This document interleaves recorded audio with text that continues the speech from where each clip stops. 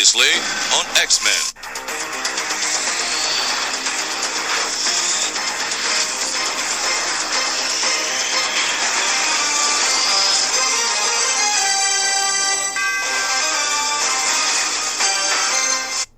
Hey guys, welcome to the penultimate episode of Podtendo's X-Men 97 recap. Yes, today we are looking at the penultimate episode of X-Men 97, episode 9. It's called Tolerance is Extinction, part 2. So that's what we're looking at today. Pretty exciting stuff. Yeah. Part 2 of this three-parter, so the middle part of the sandwich really kind of setting up some more of the stakes, resolving some of the things, and moving forward. I think we're gonna have a lot more questions for season 2 after the end of this. So. I know. I'm like, oh no, I don't like that. This may not get a conclusion, but we might. I don't know. It could be very satisfying. We'll find out. We'll hold judgment till then. But for today, shorter episode this week, and then I think we're probably coming back at you guys. We're gonna do some research, have a bigger show, and drop like the following week. So, kind of. Little reaction podcast to end of the show. Then we'll kind of do a big recap of everything. So I guess it's our last true kind of mini recap of the series. I don't know why I stopped talking there. My brain just was like, nope, done. I really got EMP'd there, as Magneto would say. Ah, there you go. Wait. As he famously says. I mean, I was kind of high on like the slavery and how cool it'd be to be a Prime Sentinel last week. So it makes sense that I was a candidate. Awesome, cool. Oh, well, we learned something about myself today. Did you like episode 9? It was all right. All right. It was all right. Who are you? Do we say who we are? I'm Tyson. I'm Mick. You're... Retro video game podcast normally, and we're talking about X-Men, because we're just basically adult men reliving their childhood. Cool. Great. More or less. Sweet. So, episode 9 in the books. And what's happened in this episode? I don't know. Have we ever done one of these shows before? Because I am lost on how to get going. Do we just jump into it? I think we just talk. We'll do the intro and then we'll do a plot summary. Yeah, that works. Note if there's anything in the intro. Cool.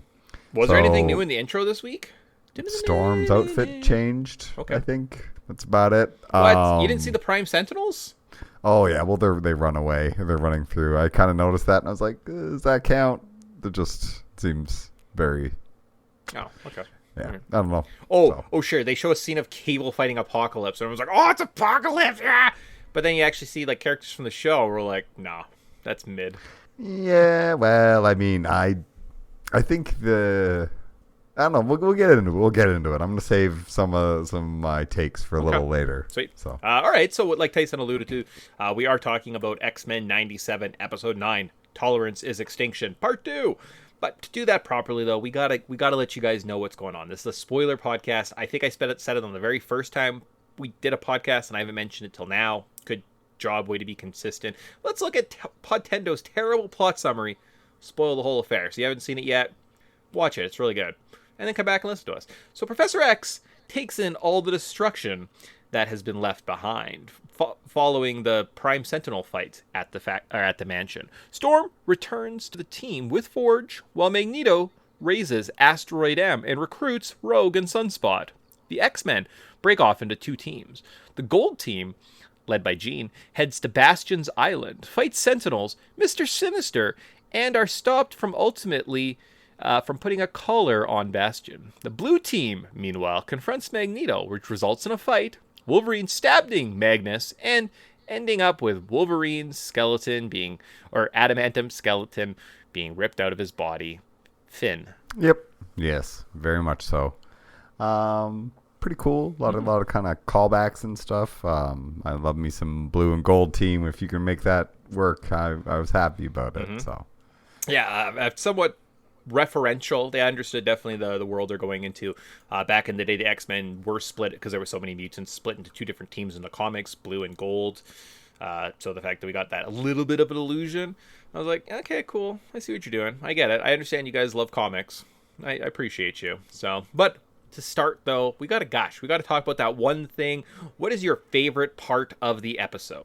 Why don't you go first? For myself, I thought the bang for your buck. There was tons of action in the scene, lots of quiet moments, just kind of setups really for kind of some type of final confrontation.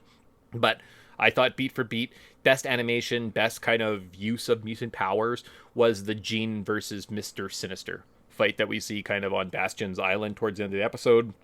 And it's just so much history between these characters, right? Sinister's been after Jean, been interested in her for forever, it seems, right? In this property. So the fact that they kind of had a big face off here at the beginning, he seemed very, very fretful. He had a control over Cable. As soon as you see that, you're like, oh, why would you send the baby that he had mind control to this island? It just kind of keeps with the threat. And in terms of all the final action that was going on in the show, I thought that was the part that kind of stood out in my mind the most. What yourself? What's your favorite part? It's a pretty good scene. I mean, I kind of like how everybody just kind of shitting on Charles for being like, this is literally all kind of your fault. Kind of, potentially, sort of, definitely, for sure. Yep.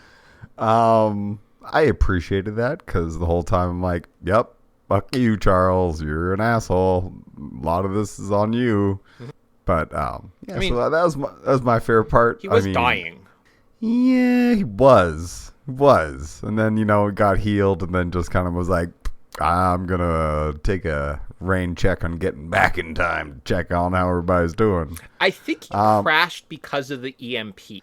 That would make sense. Right? So I was thinking about that. I was rewatching through these episodes, watching episode 8, where it ends with Magneto making an EMP and all these things crashing. And all of a sudden, Professor X crashes. I think it's because he was affected by the EMP. That's why he was kind of like, that crash landing occurred. So I was like, oh yeah, that makes sense. Okay, cool.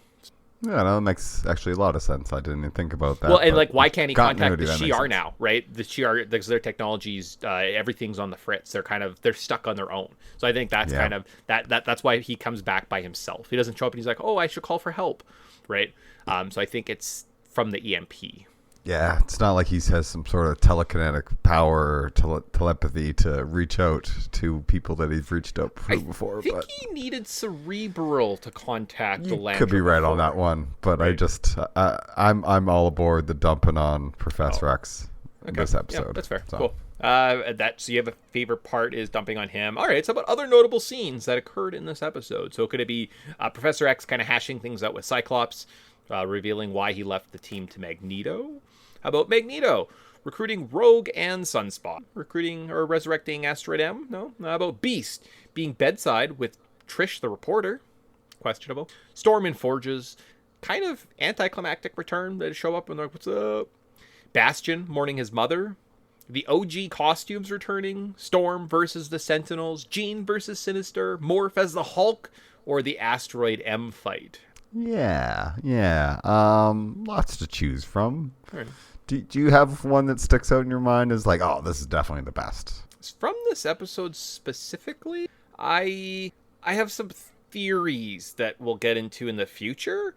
So for just like bang for my buck, something that's good. I mean, it's going to be the Asteroid M fight at the end, right? Depending kind of what the conclusion is next week. It's going to be the Fatal Attractions, the epic scene of Wolverine killing Magneto, potentially, and having his adamantium ripped off his skeleton, right?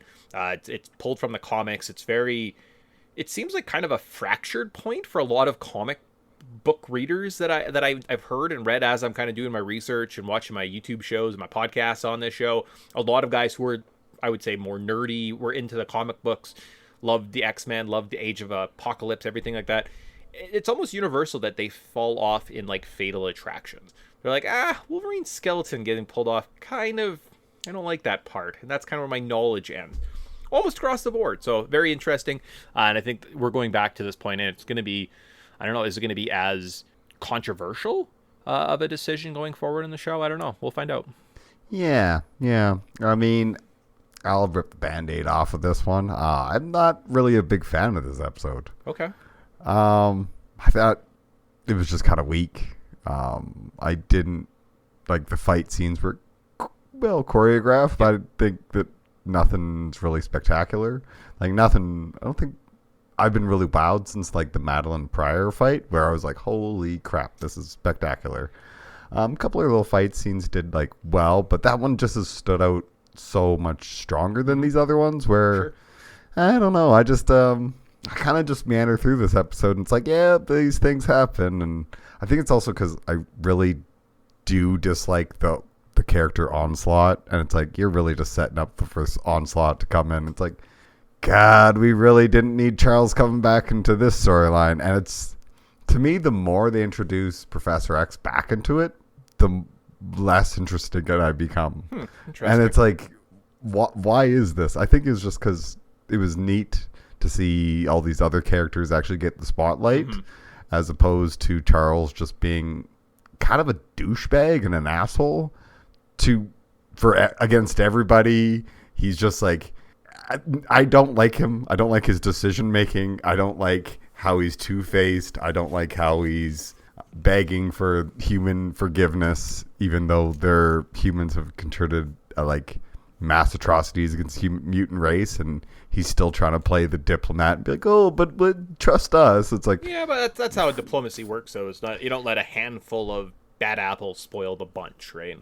True, but again, there's times where like Scott's good at it. Scott versus President Kelly versus Charles Xavier and President Kelly's talk is night and day difference. I'm like, fuck Charles, kick ass Scott. Like, Scott, you should have been in charge. Scott was right. He understands that Magneto is too extreme and Charles is too extreme. They're both wrong and Scott is right. And it's like, I'm Team Scott on this one, and I'm starting to feel, and that's why I guess the magic of the start of the season really hit so well for me, because I was like, wow, we're actually going to move past this thing. And so to have it be like, oh, Magneto's the main villain again, and Charles is going to save the day. It's like, God, we're back at episode 1. Enter Magneto. Yeah. And it's like, yeah. I've been here. I want to move forward, and I think that's the problem with going down the Fatal Attractions route, is where you're like, we need more Charles and Magneto. We need both of them. We need more. Let's have a whole series based around this. Kind of like season, and I just fear season 2 is gonna be like, here's Onslaught. Isn't he scary? And I'm like, I don't care. So I've heard that, and I've heard the number one. You know, we say like, well, what's your prediction? What's your prediction for the finals? And everyone and their fucking dog has Googled internet and knows Onslaught. We've also done that, internet, so we know. Yeah, they do episode arcs in an episode though. Like, Onslaught could show up in next episode and be resolved before season 2 ever starts, right? So the fact that I've heard this crutch, guys, they move so quickly through every storyline that we're getting. The chance of that, yeah, sure. Onslaught, is he going to show up for an episode? Yep. Is it going to be a 2-parter? Maybe. Is he never going to be talked about afterwards? Yeah, probably. Yeah, more than likely. Right. I just, so that's my only. That's my only, like, people that have heard this, like, oh, it's gonna be a whole season arc, and I'm like, that's not what this show's doing though. Like, they're moving quick, right? So yeah, cool. Onslaught. That's what it felt quick, and then Charles came back, and it's been a slog since. It's like, man, it just takes the wind right out of the sails having them kicking around. Yeah, I have a theory. Even made fucking Magneto less interesting, and I've been singing his praises since like almost episode 1. I think I called him a dick at one point, but it's like, oh man. Okay. I agree. Yeah. Also, this is probably, most people are saying this is my favorite episode. I would say of all of the episodes, initial gut wrench, I wasn't super stoked. I was like, I don't like that it's just setting up a finale, and I think where the finale is going is going to make this episode superfluous, right? And it's just one of those things of waiting in anticipation and being eager and enjoying the story. But like, I have a theory. We can talk about it. Maybe I'll share a couple seconds there. But again, also not the best episode. A lot of questionable things. Why send the man with metal claws to fight Magneto? Why send the man who has the mind control device in him to fight Mr. Sinister, right? Like, it's one of those, I'm like, just flip those two characters, and this is different, right? Now, you could argue that Wolverine's the only person that could have actually done the job. So he's the only one willing to actually kill him. Like, get his hands essentially, like, Scott prevents shutting down Magneto because Blue Team needs more time to fight. Yeah. Or whatever. And it's just like, and then at the end, Wolverine does do the job, which may reflect in my rankings. Cool. All right. So about our least favorite part. So for myself, the stakes of this episode felt off. All right. So in 12 hours, the planet's magnetic field would disappear forever. That's bad. Right? I've heard that's bad. Just like, I heard that's bad. Oh, just like free sprinkles that are full of potassium benzoate. It's just bad. Then we're down to 2 hours. Like, we're going and like, oh, we only have 2 hours left. We better get going. And I'm like, what happened to those 10 hours, guys? What were you doing? Like, where's the sense of urgency? Let's go. Where's the other characters, right? Where are these other mutants of the world? If it's this big, the planet is doomed in 12 hours. I didn't sense that. right? And it just seemed, I don't know, like they weren't portraying the end of the world properly in my mind, or it's not as serious as it looks, right? This whole like 12-hour, by the time the sun sets tonight, the world will, like that's the stakes we're giving. And now it's nighttime, and we're kind of just like, why aren't we launching a full-out attack on Bastion? Wow, look who's back in charge. But like, just saying, exactly. Like Professor X, go up, talk to Magneto, be diplomatic, and say, look, at the end, we'll see what happens. I'm gonna wait till the very last second. Let's see how the X-Men do. Oh, you stop Bastion, okay? Please, Magnus, can we resolve this and save the world? Right? I don't know, something. It just seemed off. So, but again, I'm gonna hold off on being like too harsh because I have a theory. Yourself, do you have a least favorite part of this episode? So your favorite part is them shitting on Charles, and your least favorite part is just Xavier being him existing. No, my least favorite part's Sunspot. Like, what a character arc this guy has had. Yeah, it's like, why is this character here? We already have too many characters here. Why are you here? So Jubilee can be like, I'm not even gonna say anything. I'm just gonna burn your contact info. Which again, he has a fucking card that he carries around. What a douchebag. Anyways, it's just like, that's the seriously, rich. Yeah.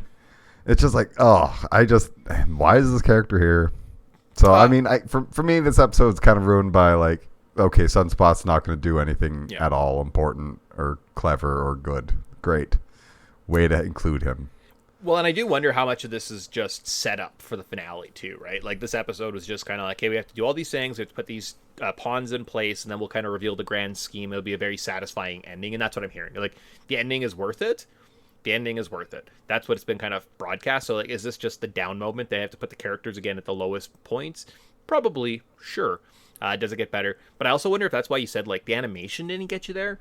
Probably because the budget was just a little bit lower. Like I think Jean and Mr. Sinister, pound for pound, animation wise, action wise, holds up with some of the other parts of the series, but it's usually one per episode, right? Like one thing. So the first Sentinel fight from episode 1, where they're in the desert, the animation there is much better than the episode, right? Like Madeline Pryor, her fight, all of her information, they obviously gave a lot more information. The attack on Genosha, the Prime Boulevard Trask, the attack by the Prime Sentinels last episode, or like the Wolverine Nightcrawler fight specifically. And then if we think about like the Storm sequence from Life, Death, and we just didn't have that standout moment per se in this episode, right? And I wonder if that's kind of what you're alluding to with just the animation fell off. And this might be an episode where they say, we're dialing it back. Look, we're going to show them walking in slow motion to save some of our budget, because this isn't where we make the money. Whoa, not slow motion. There was a slideshow. Oh, okay, a slideshow. But again, that's a storytelling technique. That's an animation technique that keeps the budget lower. And I think that's what we were seeing in this episode, right? Like that's why it was just a little bit quieter and not the big moments. Because hopefully next week something cool happens, right? I would hope so. It's the last episode, so they better stick landing. Yeah. Definitely, I think one of the weaker episodes. Oh, certainly. Yep. Even Podtendo, I think Podtendo's better than this. So it's cleaner. It's more resolute. I would hold off until you see the whole story. Similar to people, telling you. The critics of Life, Death that were out there that said it sucked, it was terrible. Watch it together. Is it worth it? Probably. Not sure. Sure. I haven't done. I'm on my rewatch. I haven't got to I stopped on Genosha. I saw Gambit die the other night, and I was like, I'm just gonna be sad in bed, I guess. Okay. That's fair. How about Easter eggs? What kind of Easter eggs do we have in this episode?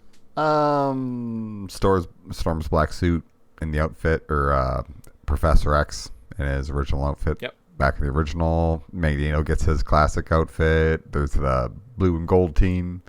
Asteroid M being pulled out of the Earth.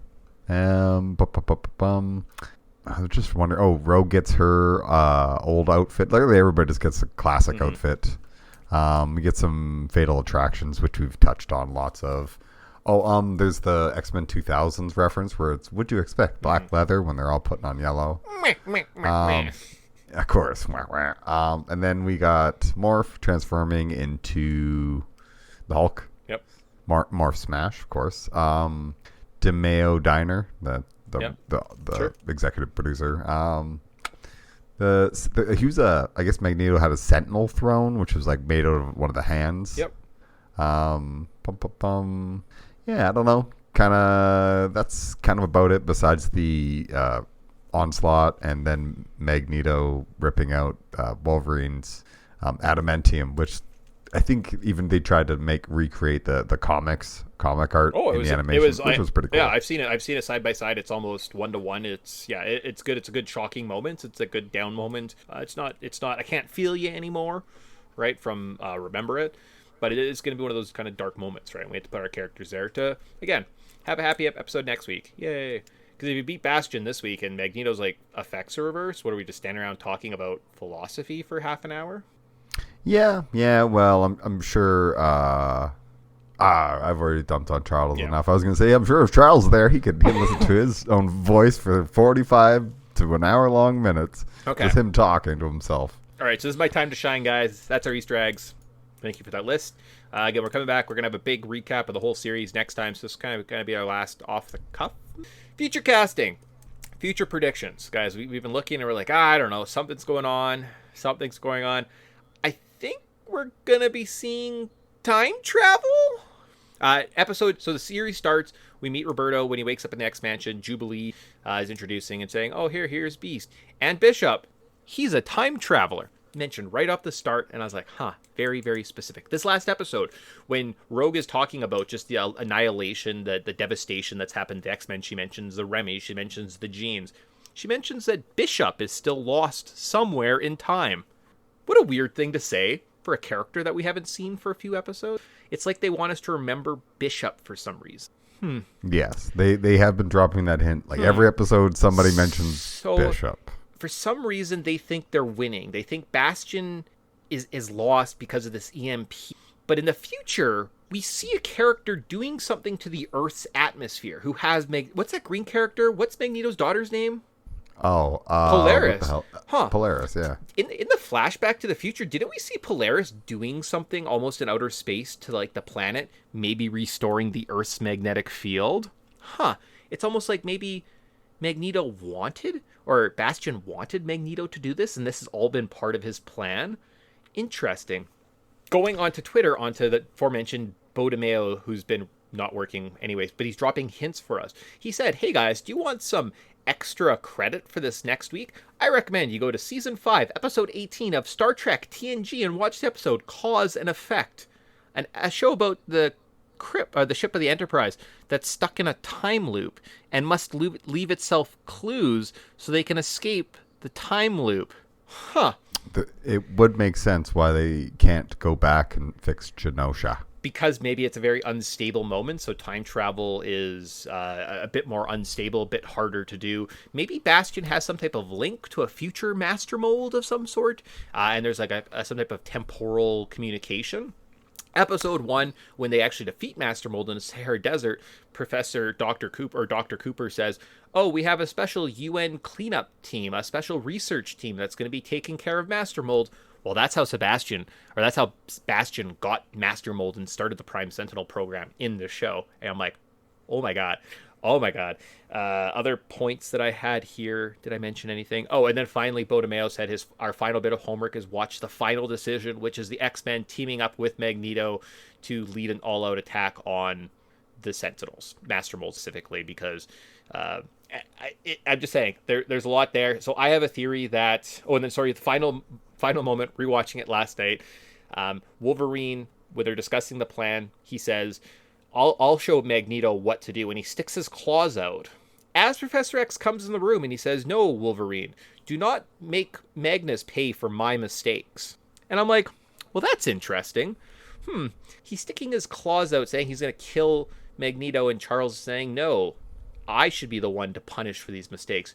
Is there going to be some time travel loop where Professor Xavier tells Wolverine to kill him to actually redo the future? So that's my prediction, is somehow in the future Bishop is going to use some type of message, bring it back to Professor X, and he's going to be the one sacrificing himself to help Magnus restore the Earth, because obviously Magneto is needed to stop Bastion, stop this incoming war, and I think we're going to see a hero sacrifice. We're going to see a roll of the dice, a sacrifice from Professor X himself. I would love to see it because I hate that character. I don't take anything he says when he's being a martyr at all seriously, because he's always been a fake martyr. Yeah.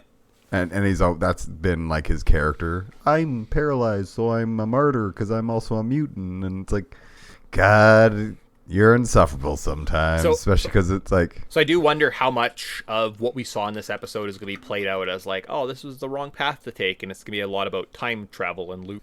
I wouldn't doubt it, because at the end of the day, we've had. Bishop is such a big character in the first 3 episodes, guys. He is so integral. Like, he's not just like... Only for him to just disappear. It would be weird storytelling to just... Characters keep mentioning him. Outside of Cable needing to travel into the future, but at that point, couldn't they have been like, hey, Bishop, can you come pick up this kid? And just have Bishop step through a time portal and step back. That's all you'd have to do. And we'd be like, oh, okay, cool. So, I don't know. That's food for thought for everyone for... next week. Now, in a couple days, this is releasing on Sunday, so in like 3 days, we'll be able to see if I'm wrong or not. But before that, we should do our mutant rankings. I keep calling them 5 stars for some reason. It's stupid. You know what these should have been called ever since the first episode? Our MVP rankings. Yeah, well, that's kind of what they are, right? Where was that? Where was this? Like MMP, most valuable mutant. MVM. I don't know. It's stupid. Anyways, our terrible branding segment where we give 5 points to 5 mutants that we did the best job. If you get 1 point, you get 5 points. Or if you get the first ranking, you get 5 points. If you're the 5th place, you get 1 point. We keep tabs of everybody. And we're going to be reviewing it next week, probably next weekend for a big show for you guys, and see how everybody did. So this week, Tyson, who is your 5th placed mutant, meaning they got 1 point? I got Mr. Sinister. All right. Just barely made my list. But we'll hold off because he's higher on mine. How about who is your number 4 ranked mutant? Well, who's your number 5? Oh, because I don't have them on my list. Okay, I have Jean Grey. Nice. Yeah. Nice. Why is Jean number 5? She, I thought had a pretty good fight with Mr. Sinister. Like I said, I alluded that was my favorite part of the episode, and I have to give credit to the mutant that we saw kind of go toe to toe, right? The one flaw to my plan is Jean says Mr. Sinister is kind of goading her between like, I know where you end and Madeline begins, just give in, I will let you know. And she says, Madeline fights with me today. And I'm like, God damn it, Madeline's in her brain. That's what the little blue dot was. It's her conscious, and she's gonna awaken, and her and Cable aren't gonna kill each other next week. They're gonna be friends. And I'm like, damn it. So I was like, I don't know how time travel works next week. I'm not sure, but I'm pretty certain that Madeline Pryor's consciousness, Jean Grey, and that's gonna save her. Jean Grey got 5th place, 1 point. Hooray! Who do you have at number 4? I got Wolverine, who's not on your list. Yep. He knows what needs to be done. Yes. He needs to put down Magneto to continue out their plan. So he's willing to do it, and sure enough, he does stab Magneto, which is like gets his adamantium ripped out of a skeleton. Yeah.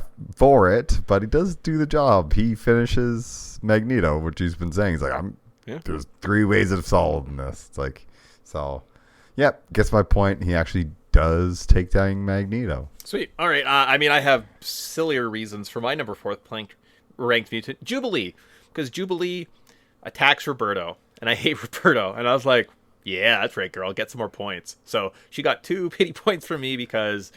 That's legit. That's a legit one. I was going to put her higher, but like that was the least credible person I could give. But I was like, yeah, the fact you hit Roberto, I hate that guy. So good job, you. He is the worst. Yeah. He is the worst. Do you have number 3? I got Cyclops. Okay. Cyclops is clearly should have been the leader. I think that he seems to be the level head, even just comparing the way he conducts himself.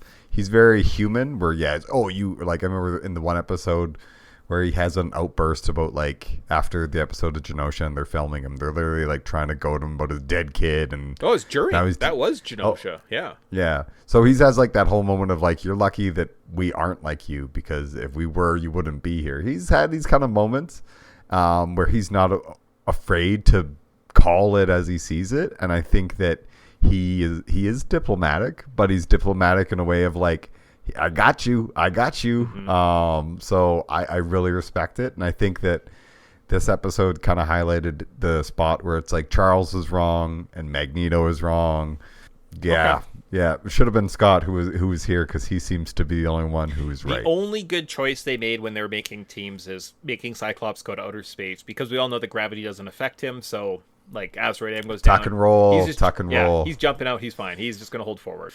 For yourself, I number 3, I have Nightcrawler. Why? Okay, so Nightcrawler, I think he has to be able to see where he teleports, and also teleporting another person hurts him, right? So if you have multiple people. Nightcrawler in this is actually teleporting the entire X-Men team, every single person, to Muir Island, so across the Atlantic Ocean in this episode in one poof. And I'm like, oh. And then it's like name check it, like, oh, Nightcrawler will teleport us. And I'm like, I don't think he could teleport, but apparently his powers are like infinite now, which is amazing. He also has a moment where he teleports them into Asteroid M. We get a damn it, elf. And I'm like, again, I thought he had to see where he was going. And how did he teleport so many people? So the fact that he's just like now a power hose, like, you're right. People should be concerned about cab services and stuff like that, because Nightcrawler can teleport literally you anywhere on the planet.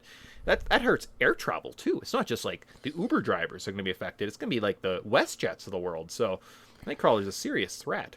He really is. He really is. And I mean, he is literally the gotcha card. It's like, oh, I just like Rogue and Sunspot show up to like stop and do their fight, and it's like, oh, we just skipped past you. Mm-hmm. Yep. Like we just went straight to Magneto. It's like we just entered the cheat code and went straight to the boss battle. If you ever played the old X-Men, oh, this is a deep pull. X-Men on the Genesis, Nightcrawler, Magneto's level, you just like teleport between the screens. You get to Magneto in like 2 seconds. It's great. Yeah. Yeah. Okay. And it's like, well, this just breaks this whole sequence. So I'm glad to see you broke it. Perfect. Who do you have at number 2? I got Morph. Okay. Morph has a couple moments. I think him and Sinister have a little moment. No, they don't. Oh, no. He pretends to be Sinister to get close to Bastion. Oh.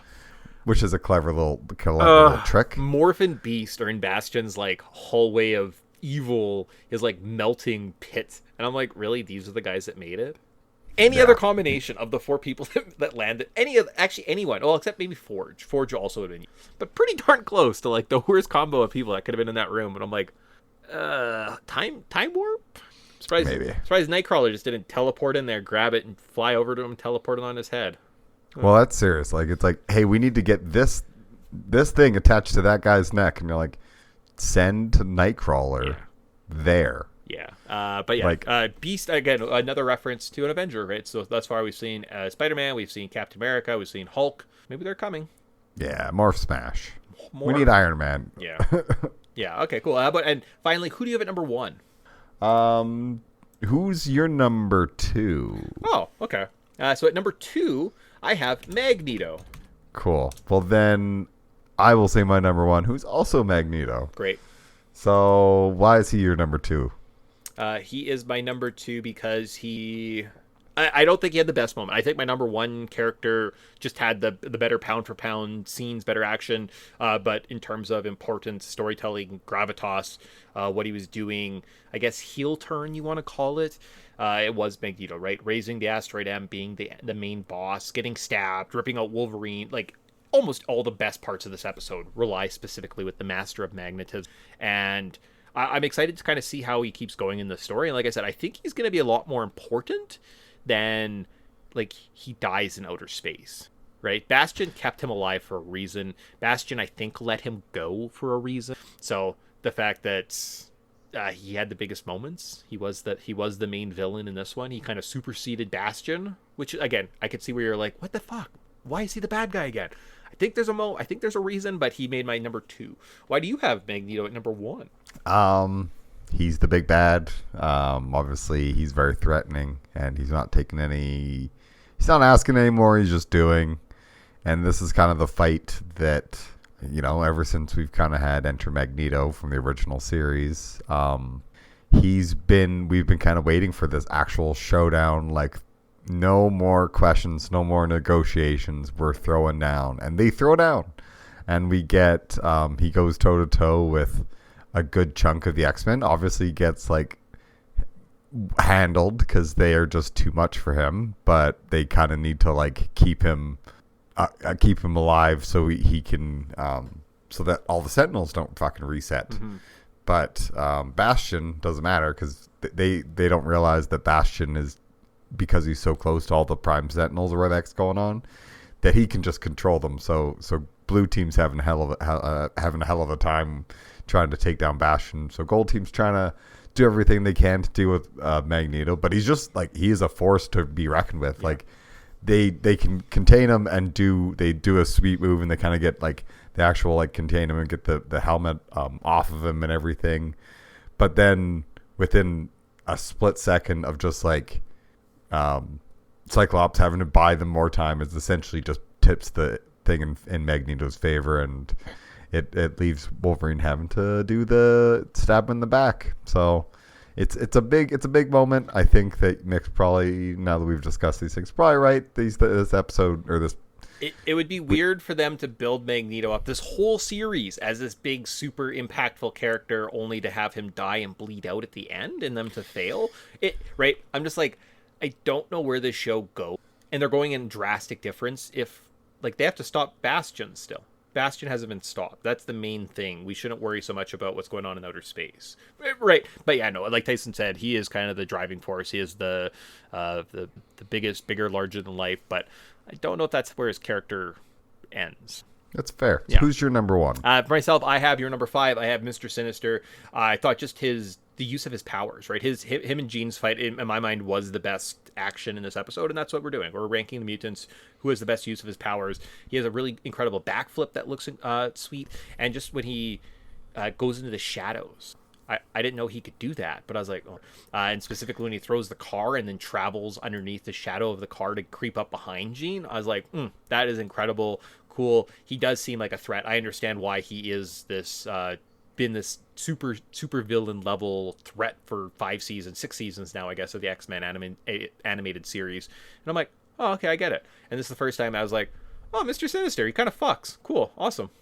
Yeah, he's a legitimate threat. Well, he's not agile. just like, oh, you showed up. Oh, I'm just going to stand here and be like, I got an electronic voice. Blah, blah. And I'm like, you stupid. You're terrible. Yeah. But this one I was like, oh, okay, cool, awesome. So, again, rewarding the use of his powers in this one. I think we saw the greatest effect. That shadow effect. I was like, that's cool. Yeah, kind of a cool, maybe secondary mutation. Oh, okay. Same with Nightcrawlers. Maybe he goes unlocks extra distance because of power of love and sunshine. I don't know. But yeah, no, very cool fight. I think he definitely deserves it. Like, I love me some Sinister. I think he is such a cool boss. I love him as a villain. Love all the scenes that he's in. Yep, just wish we got more of him. Sweet. Cool. Well, we'll see what happens next week. So yeah, a couple days. We'll release this Sunday afternoon coming out. You guys kind of start your week with a little bit of a recap prep for next week. If you guys are bored and you want to watch some good Star Trek. Now, the only other thing about that Star Trek episode is the ship captain that's stuck in the time loop that the Enterprise helps, who's Patrick Stewart, Professor X from the show, is Kelsey Grammer. Okay. So there's like a weird Patrick Stewart, Kelsey Grammer crossover in this Star Trek episode, and they were both in the X-Men movies. And I'm like, wait, is it the time loop, or is it the Kelsey Grammer that you want me to be interested in? Yeah. Well, I sometimes, because he also said... Oh, there's another point. Why did I say this at the end of the podcast? Son of a gun. When they go to find Bastion's mom, they go to the Philadelphia town and they step inside. Bastion's mom looks up, and what does she say to them? Oh, Bastion said you were coming tomorrow. So he's telling you the future? It seems like he's predicting all these events that happen in the future, like he has some type of neurological link. He knows events that are happening.